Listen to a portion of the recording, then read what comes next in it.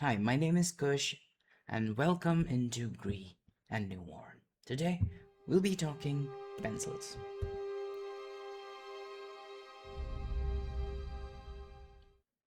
You probably remember walking to the corner of the class nonchalantly, with a pencil in your hand and a sharpener in the other. Not even the most strict teacher would call you out. You'd get there, you would spin the pencil for a few minutes, and you'd come back with a work of art. And writing with this was pure joy. One of those simple joys of childhood people don't talk about enough.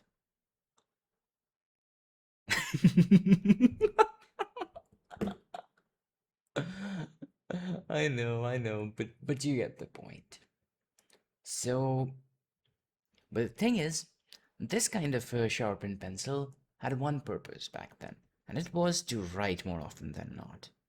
In most traditional schools of learning, though, they use a different kind of sharpening technique, which is to expose a longer lead. You might be wondering why that is. This kind of a sharpened pencil is primarily used with a writing grip, while most traditional schools of drawing encourage something like this, which is what I like to call the candle grip. Now, what this allows you to do is to draw from your shoulder and your elbow instead of being limited to your fingers and your wrist. Now, you might be wondering, what about something like pens or digital media or something like this? You would almost always be using these with a writing grip. But the thing is, the lessons you learn from using a traditional drawing grip, they apply to these as well.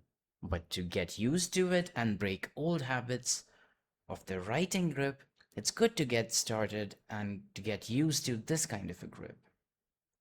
Some of the other things solved with a grip like this are your lines. When you're working with a writing grip, it's really easy to have your lines be shaky because you're so anxious to be drawing, or you could draw very heavy handedly, not as a choice, but because that's what you're used to. Another thing is having a very tight grip so that it's not only uncomfortable but also not good for your anxiety. Working with a grip like this, though, it lets your lines be fluid and it's almost impossible to put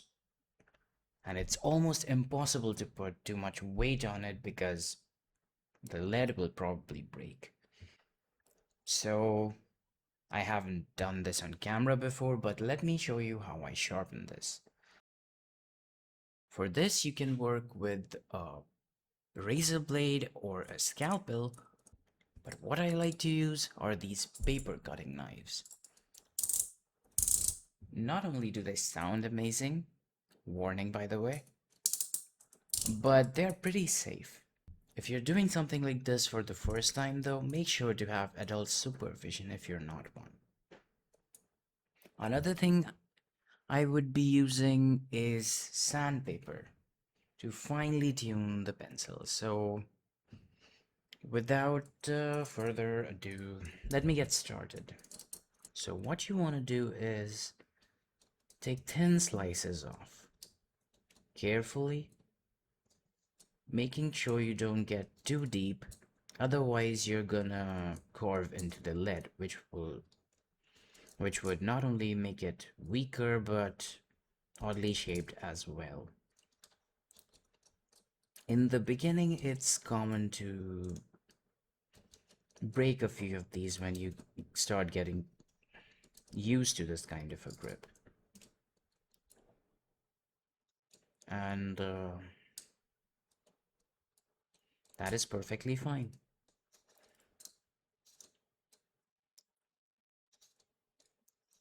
Look how lovely that looks. I usually play it pretty safe. unless I need to have it sharpened longer for something specific. Now, this I had sharpened with a sharpener for demonstration purposes, but for a fresh pencil, you would need to fine tune the edge with some sandpaper. You would softly slide it across, like you would if you were smithing or sharpening a sword or a knife. And you would spin the pencil around as needed. This would create a lovely edge, and it is pretty fun to work with.